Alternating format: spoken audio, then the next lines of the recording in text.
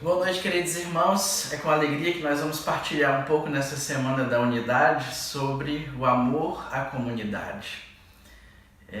Nós vamos procurar fundamentar um pouco isso na palavra de Deus, mas também naquilo que Deus tem nos falado como comunidade. Porque quando Deus fala, como diz Santa Teresa, tuas palavras são obras, Senhor.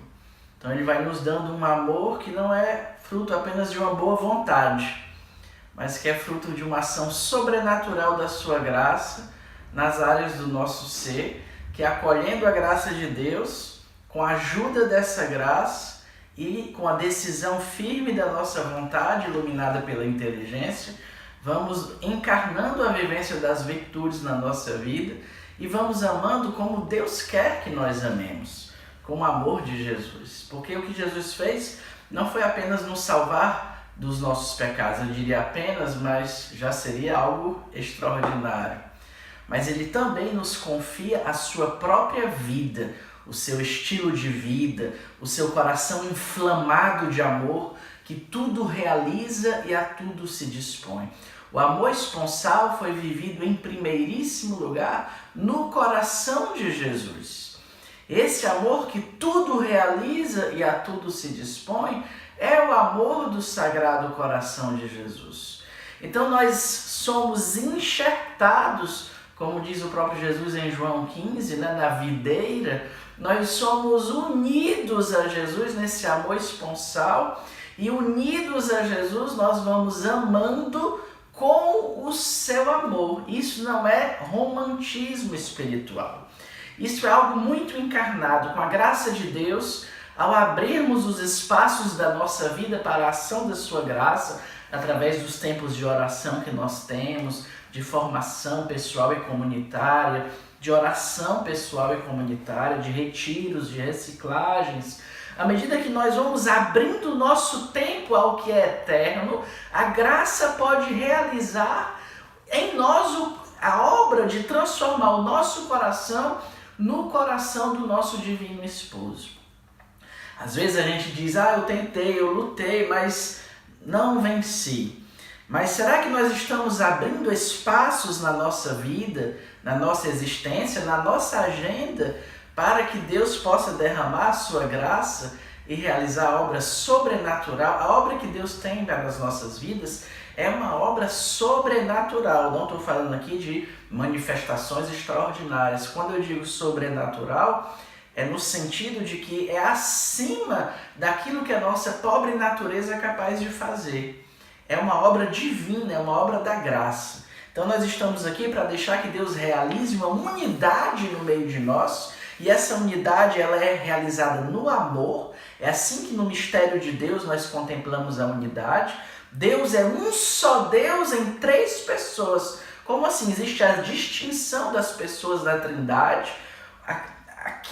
Aquele que é o Pai não é o Filho, porque o Pai é Pai do Filho. Então o Pai não é o Filho, o Pai é Pai do Filho. O Filho não é Pai, o Filho é Filho do Pai, né?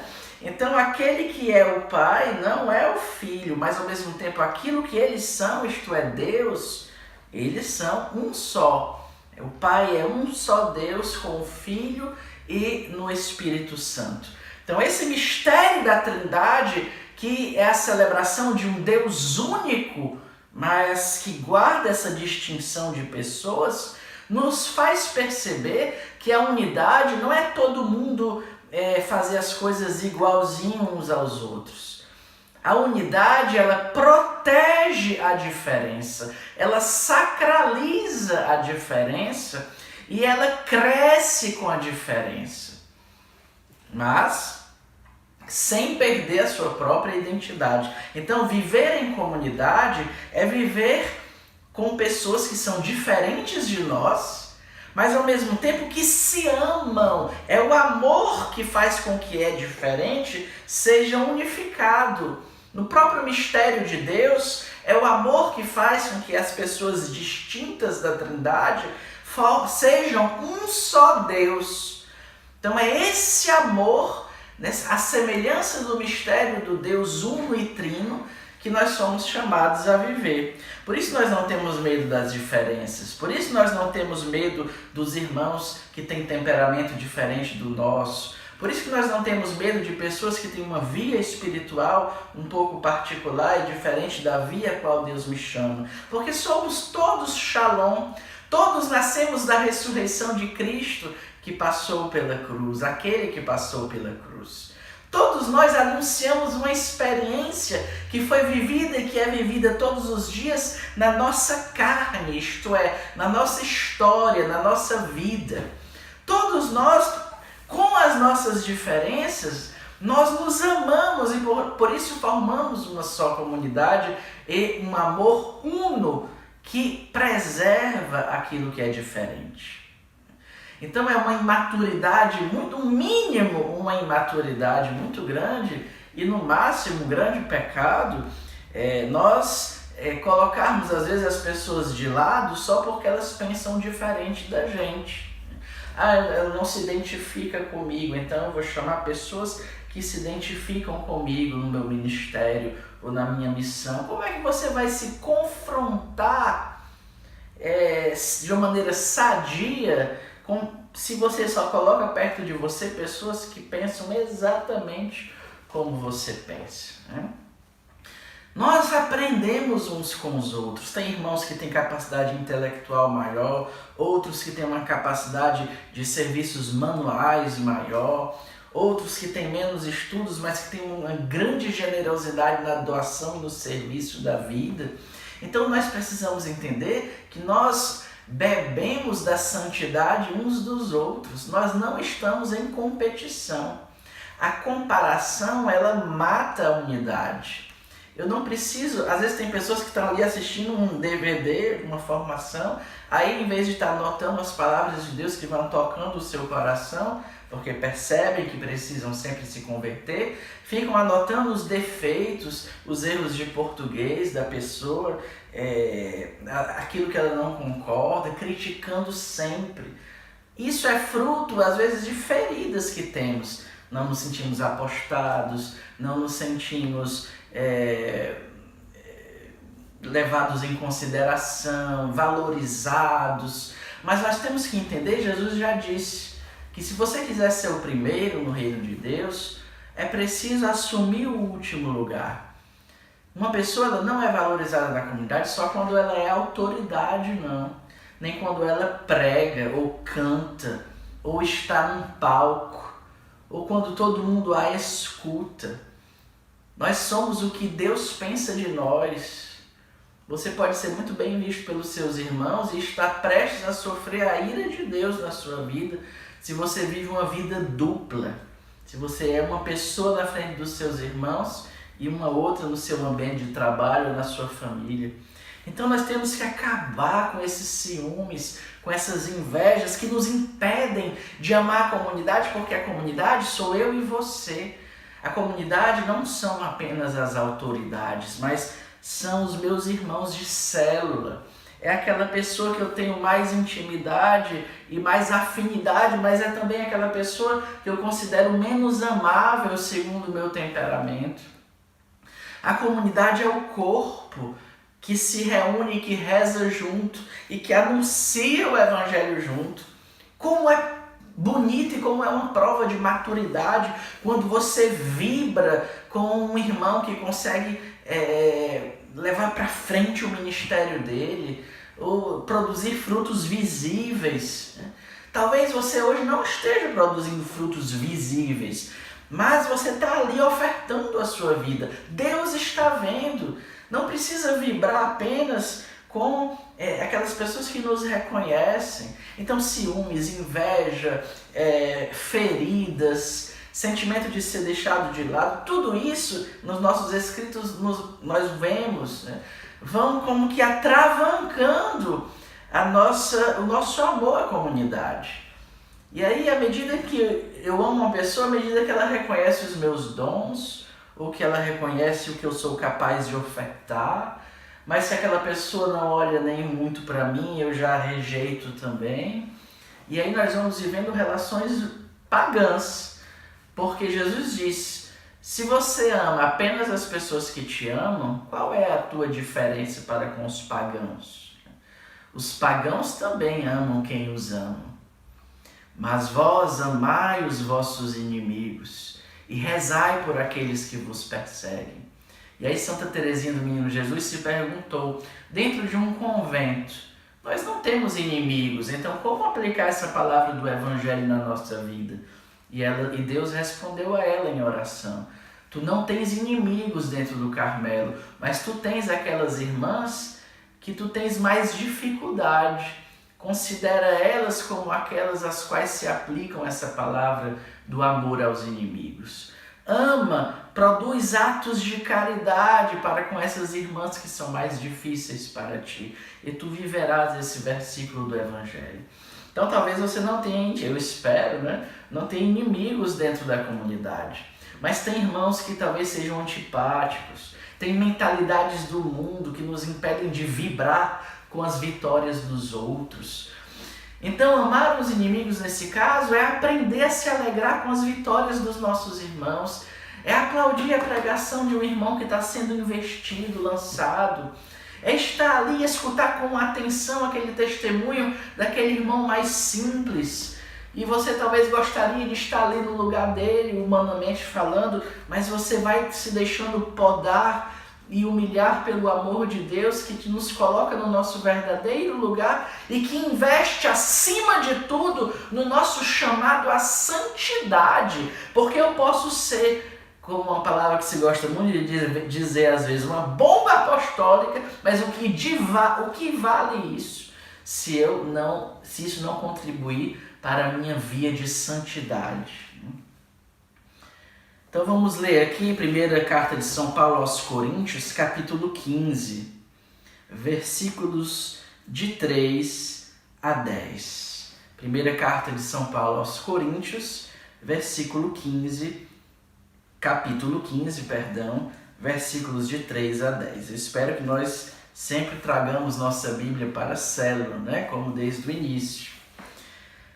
Transmiti-vos em primeiro lugar aquilo que eu mesmo recebi. Cristo morreu por nossos pecados, segundo as Escrituras. Foi sepultado, ressuscitou ao terceiro dia, segundo as Escrituras. Apareceu a Cefas e depois aos 12. Em seguida, apareceu a mais de 500 irmãos de uma vez, a maioria dos quais ainda vive, enquanto alguns já adormeceram. Posteriormente apareceu a Tiago e depois a todos os apóstolos. Em último lugar apareceu também a mim, como a um abortivo. Pois sou o menor dos apóstolos, nem sou digno de ser chamado apóstolo, porque persegui a igreja de Deus. Mas pela graça de Deus sou o que sou. E sua graça a mim dispensada não foi estéril. Ao contrário, trabalhei mais do que todos eles, não eu, mas a graça de Deus que está comigo. Palavra do Senhor. Graças a Deus. Queridos irmãos, essa passagem, esse capítulo da Carta de São Paulo aos Coríntios, é um capítulo famoso sobre a reflexão que faz o apóstolo sobre o mistério da ressurreição dos mortos, Nós não vamos falar sobre isso, mas eu peguei essa passagem fruto da oração, porque ele vai falando como foi sendo criada a primeira comunidade cristã. Jesus foi aparecendo e eles foram tendo uma experiência com o ressuscitado que passou pela cruz. Primeiro a Pedro, o fundador é Cristo, mas o primeiro Papa da igreja. Depois aos 12 apóstolos. Em seguida apareceram mais de 500 irmãos e assim a igreja foi crescendo, a primeira comunidade cristã foi crescendo, cada membro da igreja tinha uma experiência com o ressuscitado que passou pela cruz. Alguns começaram a partir para o céu, nessa primeira comunidade, e Paulo vai dizer que em um determinado momento o Senhor se revelou a ele também, ele se considera o menor de todos, porque ele perseguiu aquela comunidade nascente antes de se tornar um deles. Mas depois ele diz, mas a graça de Deus não foi em vão na minha vida. É pela graça de Deus que eu sou o que sou. Queridos irmãos, falar da comunidade para nós é, em primeiro lugar, falar da graça de ter uma vocação. E falar de ter uma vocação é fazer memória, como fez Nossa Senhora, de que Deus olhou para a pobreza da sua serva. Paulo, ele conta a história do início da igreja em breves palavras. Apareceu a Pedro, apareceu aos 12, apareceu a mais de 500 irmãos, alguns já foram chamados para o céu, apareceu a mim. E aí ele celebra a sua pobreza. Eu que persegui a igreja de Cristo e por isso me considero como o último de todos. Por isso que Paulo não tem inveja de ninguém. Por isso que Paulo não tem ciúminho bobo, não está em competição com seus irmãos. Por isso que Paulo é apaixonado pela igreja, porque no coração dele existe uma ferida, essa igreja que eu amo tanto. E por isso que Deus pôde falar do mistério da igreja como a ninguém, como ele falou a Paulo. Aquele que perseguiu a igreja foi o que teve o entendimento de que a igreja é o corpo de Cristo. Por quê? Porque Cristo se associou à igreja e disse para o próprio Saulo: eu sou Jesus, aquele que tu persegues. Por isso que Paulo, toda a eclesiologia de Paulo, ela é muito encarnada, porque o contato que Paulo teve com a igreja, até no tempo de perseguição que ele fez com vistas à igreja, é muito encarnado, é a sua vida. No primeiro momento eu persegui, agora eu anuncio o evangelho para que ela cresça. E Jesus, ele se identifica tanto com essa igreja que eu persegui, como com essa igreja que eu faço crescer. E o próprio Jesus, na narração da conversão de São Paulo, vai dizer para Ananias: não te preocupes, eu vou mostrar a ele o quanto ele vai ter que sofrer por mim. E Paulo sofre pela igreja, pelo crescimento da igreja, que Jesus identifica a si mesmo. Então Paulo se torna um fariseu ardente defensor da lei, num homem que é feito, modelado pela graça de Deus. Mas pela graça de Deus sou o que sou. E assim, ele que falava mal da sua primeira comunidade, da igreja, que não era ainda, e não tinha ainda ingressado, ele que perseguia a igreja, ele que odiava os discípulos de Cristo, que os colocava em prisões, ele se torna um grande teólogo da igreja, do mistério do corpo de Cristo.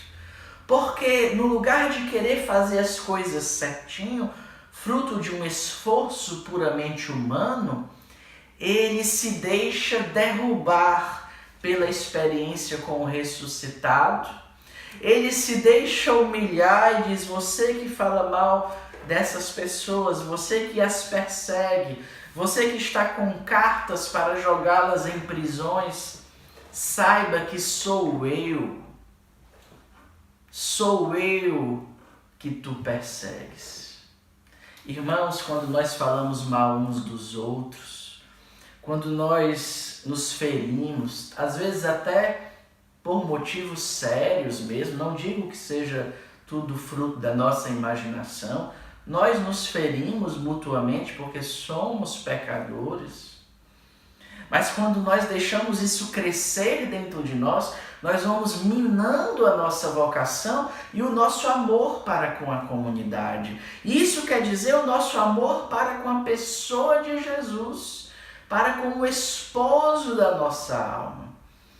Esses corpos estranhos entram na engrenagem, nos dizem os nossos escritos, e vão impedindo que essa engrenagem da companhia de pesca funcione de uma maneira mais correta, mais dinâmica.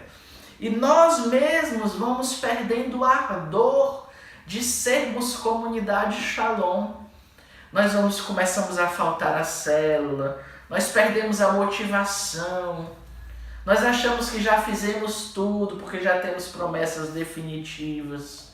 Quando na verdade as promessas definitivas é você se colocar sobre o altar da graça para que Deus consuma você e oferte você ao Pai. Mas muitos de nós, de tão mundanos que estamos ficando, achamos que é se aposentar da comunidade, promessas definitivas. E aí não pedimos mais dispensa, não damos mais satisfação nenhuma.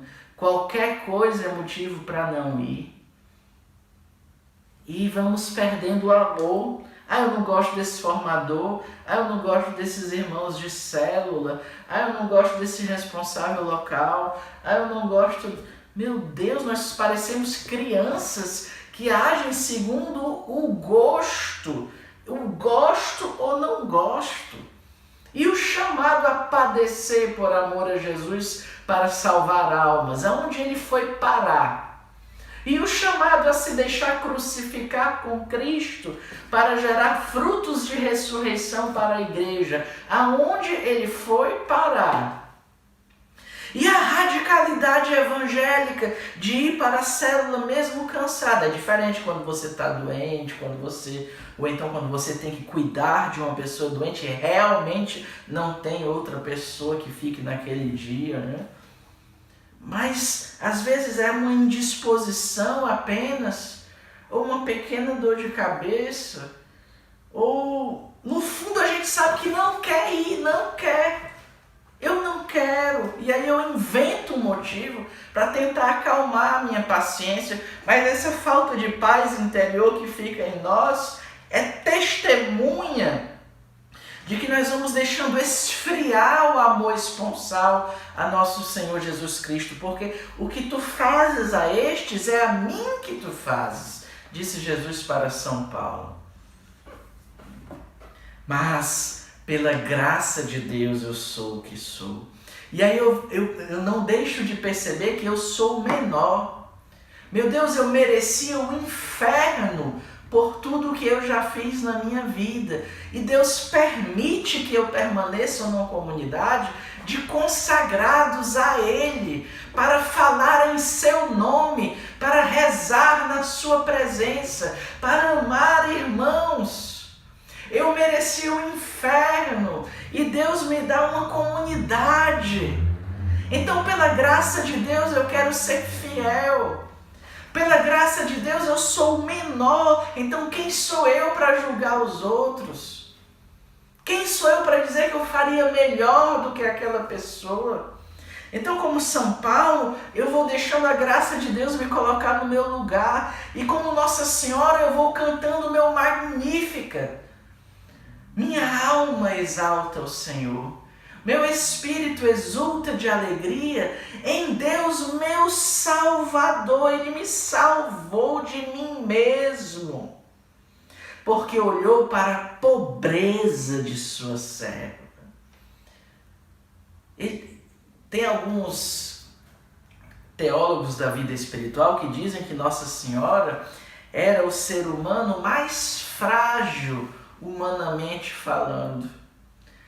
Mas como ela tinha profunda consciência disso, Deus pôde realizar a maior obra em meio aos seres humanos que ele jamais realizou nos outros, que é fazer com que ela nunca caísse em pecado e fosse cheia de graça.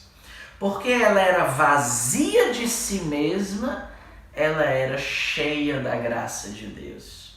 Porque ela era mais fraca, ela se transformou na mais forte na vivência do amor e da caridade. Irmãos, os pensamentos de Deus não são como os nossos. Se nós somos os mais fracos, os miseráveis até, os vasos de argila, Nós somos chamados a ser os mais santos, porque é essa dinâmica. Quanto mais vazio de mim e reconhecendo esse vazio, mais Deus vai poder agir e fazer uma grande obra de santidade na minha vida. A santidade não tem nada a ver com ser forte. A santidade é um vazio que eu reconheço e que eu deixo inundar pela graça de Deus, dizia São Francisco ao Frei Leão. Um dia Frei Leão estava triste e Francisco perguntou, por que estáis assim, ovelhinha de Deus? E ele disse, Pai Francisco, é porque eu jamais serei santo. E Francisco diz, o que tu achas que é a santidade, ovelhinha de Deus? E ele respondeu, a santidade é você não ter nada do qual se recriminar. Está tudo certinho. Com outras palavras, né? E aí Francisco disse, é por isso que estás desanimado, Frei Leão. Porque nós vamos ter sempre alguma coisa, algum pecado a reconhecer. Não, Frei Leão. A santidade não é o fruto dos nossos esforços, mas é um vazio que se reconhece e que se deixa preencher pela graça de Deus. Irmãos, falar da vocação significa celebrar o nosso lugar, aonde a santidade se desenvolve em nossas almas. Nós estamos juntos aqui para celebrarmos a santidade que vai crescendo na vida uns dos outros. E aí nós vamos aprender a vibrar uns para com os outros. Você sabe por que você não é mais alegre e feliz? Porque você não aprendeu ainda a vibrar com as vitórias do seu irmão, dos seus irmãos. Quando nós aprendermos a nos alegrar mesmo com o sucesso dos nossos irmãos, nós vamos ter sempre motivos de alegria. Vamos esquecer de nós mesmos e aí Deus nos fará santos. E um belo dia nós vamos perceber que nós estamos profundamente unidos a Jesus, dentro dessa vocação, dentro dessa comunidade. Falar na vocação Shalom significa falar em eleição também. Irmãos, isso é algo sério. Às vezes a gente diz assim, não, eu já perdi o fervor. Pode substituir essa pessoa aqui nesse ministério. Pode substituir essa pessoa aqui nesse apostolado. Olha, eu sei do que eu estou falando. Um testemunho pessoal, né? Tem 16 anos que eu estou na mesmíssima missão, que é a missão de Toulon, que eu amo, que eu aprendi a reescolher e a amar de novo. 16 anos. E várias vezes eu disse, com certeza tem melhores responsáveis locais por aí que poderiam levar esse negócio para frente. Com certeza. Até que um dia Deus me fez compreender que hoje, que é verdade que tem gente mais capaz do que eu, mas que Ele não está atrás de capacidades, mas de sim e oferta de vida. Pode ter pessoas mais capazes do que você para fazer o que você está fazendo hoje. Mas o que Deus quer é a sua oferta. E ninguém pode substituir a sua oferta. Podem colocar outra pessoa no seu lugar, mas não vai ser o seu sim que ela vai dar o sim dela. Ninguém pode substituir o seu sim. O mundo ainda não foi totalmente evangelizado porque houve milhares de pessoas que disseram não a Deus. Senão o mundo já estaria todo evangelizado. Ninguém substitui o sim de ninguém. Nós substituímos funções, mas sim, ninguém substitui. E se é verdade que o cemitério está cheio de gente insubstituível, é verdade também que o céu está cheio de pessoas que descobriram que, apesar de serem as menores, como diz São Paulo aqui, abortivos, elas se transformaram pela graça de Deus no santo aos quais elas eram chamadas. Partilhe com a pessoa que está do seu lado sobre tudo isso que conversamos até agora.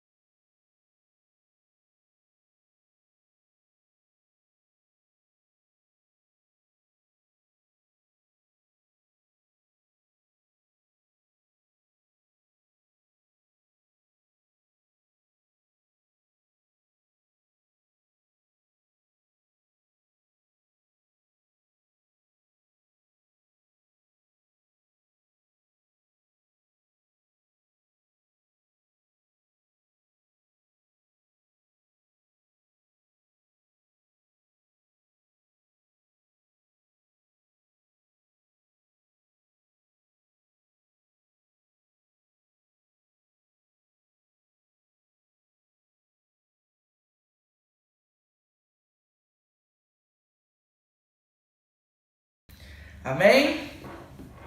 Então, Nossa Senhora e São Paulo, aqui que nós estamos pegando como exemplo, são exemplos de pessoas que deixaram a graça de Deus fazer o que tinha que fazer na vida delas. Um outro ponto importante no nosso amor à comunidade é que eu já escutei, muitas vezes passou pela minha cabeça também alguns períodos de maior sofrimento, de maior dor na vida comunitária. Às vezes, quando tem irmãos que vieram de famílias bem equilibradas, e bendito seja Deus pelas famílias bem equilibradas, quando começam a viver conflitos dentro da vida comunitária, seja na comunidade de vida, seja na comunidade de aliança, aí dizem assim: eu estou deixando a minha família toda segunda e sexta-feira, estou deixando de conviver com meu esposo, com a minha esposa, quando é só um casado na comunidade, ou estou deixando de conviver mais com os meus filhos, ou simplesmente eu estou deixando de estudar mais, de trabalhar mais, para conviver com tanta gente cheia de defeitos, Eu, na comunidade de vida, deixei minha família, meus planos no mundo, para viver nessa casa com tantas desordens, com tantas infidelidades. E aí o Senhor vai nos falar que nós somos consagrados a Ele. Sendo consagrados a Deus, nós somos chamados a viver a mesma vida que Jesus viveu. E a vida de Jesus também passou por esse processo.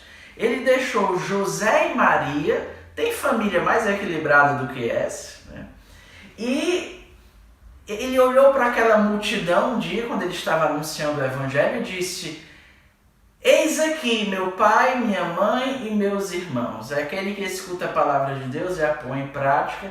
Este aí é meu pai, minha mãe e meus irmãos. Ele olhou para aquela multidão que talvez alguns daqueles que estivessem ali estivessem também gritando algum tempo depois: crucifica-o, crucifica-o. Jesus, ele deixou a família mais equilibrada que a face da terra já teve, para assumir a família humana como sua família, com todos os pecados da humanidade, com todas as desordens. E se nós somos consagrados a Deus, nós também deixamos, às vezes, ambientes em que nos sentimos, talvez num primeiro momento melhor, para assumir as fraquezas uns dos outros. Mas não só as fraquezas, também as virtudes. Porque quando a gente se fixa nas fraquezas, nós nos tornamos cegos para as virtudes. Em compensação, quando nós nos descobrimos as virtudes uns dos outros, as fraquezas, elas perdem o poder de destruição que elas tinham sobre nós. Por isso, irmão, se você é consagrado a Deus, se você tem promessas definitivas, promessas temporárias, seja lá o que você vive hoje, que processo você vive hoje, saiba de uma coisa: Deus te escolheu e ninguém vai poder substituir o teu sim. Para fazer os teus irmãos descobrirem, através do teu olhar, a beleza que eles têm neles e que talvez eles não tenham descoberto ainda. O ambiente comunitário também é um ambiente de recriação. Tem irmãos que precisam ser recriados ao descobrirem a beleza que eles têm.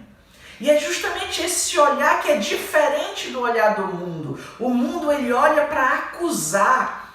Jesus, ele olha para salvar, e assim nós somos chamados por Deus a contemplar uns aos outros para nos salvar e não para nos acusar. É isso ao qual nós somos chamados na vida comunitária, é essa a beleza da vida comunitária. Então, o nosso amor pela comunidade, ele vai sendo encarnado ao fazer o irmão existir pelo meu olhar.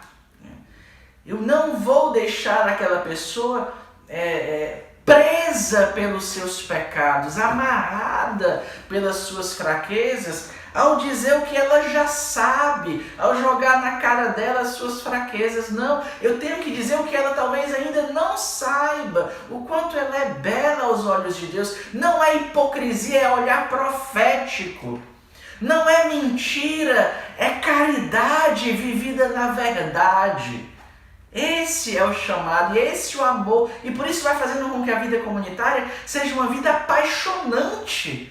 Porque nós vamos descobrindo a beleza uns dos outros e da nossa própria comunidade, que com tantas fraquezas, o Senhor dá um tal poder de evangelização para o mundo.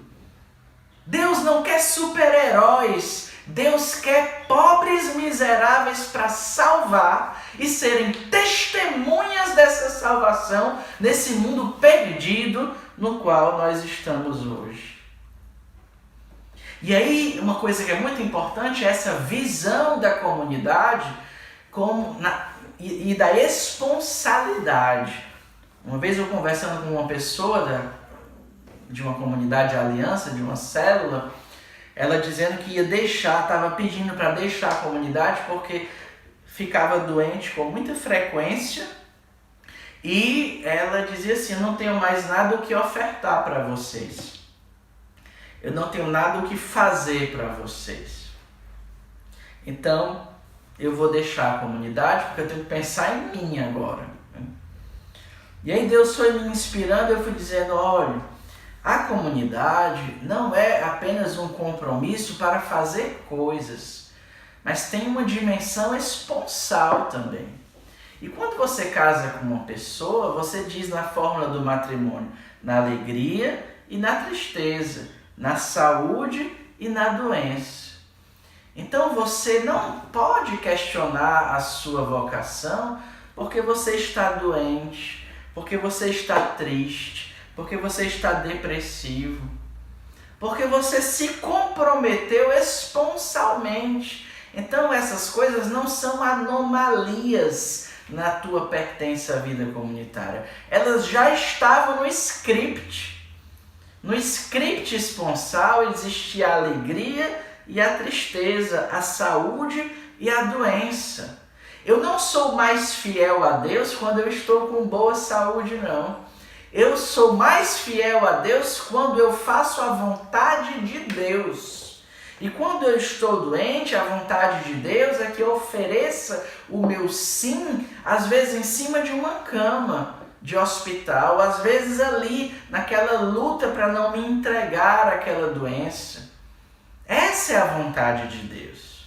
Porque às vezes quando a gente está com boa saúde, aqui eu não estou diabolizando quem tem boa saúde, bendito seja Deus, precisamos, né, uns dos outros, mas às vezes a tentação de quem nunca fica doente é de julgar quem está doente. E na hora que eu começo a julgar os outros, na hora que eu aponto um dedo para o outro, tem pelo menos 3 dedos voltados para mim, né? Então nós precisamos entender que a vida em comunidade tem que banir o julgamento contumaz, né? Porque é impossível deixar de julgar, a gente está sempre operando julgamentos na nossa cabeça. Mas uma coisa é sentir, outra coisa é consentir no pecado. Eu não posso alimentar certos julgamentos que só vão atrapalhar o crescimento dos meus irmãos. Os nossos estatutos dizem que quem tem problemas de saúde devem ser cercados de ternura e caridade, e não de olhares de julgamento. Porque um dia nós estaremos ali, todo mundo morre, né? Todo mundo morre, então um dia nós vamos precisar do cuidado do nosso irmão. Então, queridos irmãos, essa dimensão esponsal à comunidade eu a desposo porque é o lugar onde que Deus escolheu, a forma de vida, é a minha identidade, onde Deus encarna a obra de santidade e é onde eu vou servir ao reino, para que muitos outros irmãos tenham uma experiência com o ressuscitado que passou pela cruz, na alegria e na tristeza, na saúde e na doença, amando e respeitando. Só que no nosso caso, até que a morte nos una eternamente ao divino esposo de nossas almas. E o respeito é muito importante. Quando você está magoado, feche a sua boca, porque é a hora que o demônio nos tenta para falar mal uns dos outros. Eu conheço vocações que foram envenenadas por pessoas feridas pela comunidade, claro, porque nós nos ferimos mutuamente. Quando eu digo pela comunidade, eu digo por nós, por mim e por você. A comunidade sou eu e você. E por isso que existe a dimensão do perdão. A palavra perdão, perdonare do latim, significa cercar com o dom de si mesmo. Então, perdoar significa eu amo você, mesmo você sendo assim. E isso é amar como Deus ama. É um ato sobrenatural. E a gente volta ao início dessa pregação, né? Deus nos chama a uma vida sobrenatural e a um amor sobrenatural para com a nossa comunidade. E eu queria terminar esse momento de partilha conclamando a toda a comunidade a fazermos um pacto por renovar o nosso amor, a nossa vocação. O primeiro ponto desse pacto é muito simples e pode ser talvez difícil, se nós já estivermos no vício, né? É pararmos de falar mal da comunidade. Pararmos de falar mal, meu Deus, eu me arrepio todinho só de dizer isso. Parar de falar mal do Moisés, da Amy, das autoridades. Por acaso você não merece não que falem mal de você? Mas você não gosta, não é? Então, quem não tem pecado, atire a primeira pedra. Parar de falar mal do nosso formador comunitário, parar de falar mal dos nossos irmãos de célula, parar de falar mal do nosso responsável local, parar de falar mal daquele irmão mais simples que não é autoridade e que eu desprezo no meu coração porque ainda tem uma mentalidade do mundo que diz que valorizar alguém é fazer com que essa pessoa tenha um cargo de autoridade dentro da comunidade. Parar de falar mal. E em seguida começar a elevar uns aos outros. Começar a reconhecer as virtudes uns dos outros. Vamos fazer esse pacto de vibrar com os nossos irmãos? Aquele irmão que passou no vestibular, aquele irmão que conseguiu um emprego novo, aquele irmão que recebeu um dinheiro atrasado do governo, aquele irmão que conseguiu voltar a fazer reciclagem, se ele passou um ano sem fazer ou 2, e por isso está tão capengando, né? Porque, só um parêntese, nunca se recupera uma reciclagem perdida, né? Porque é uma graça infinita uma reciclagem.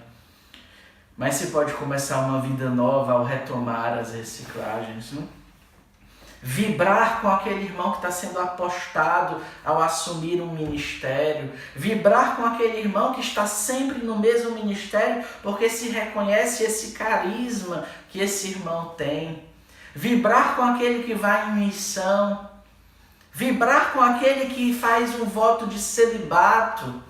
Em vez de ficar com mentalidades do mundo dizendo que loucura é essa.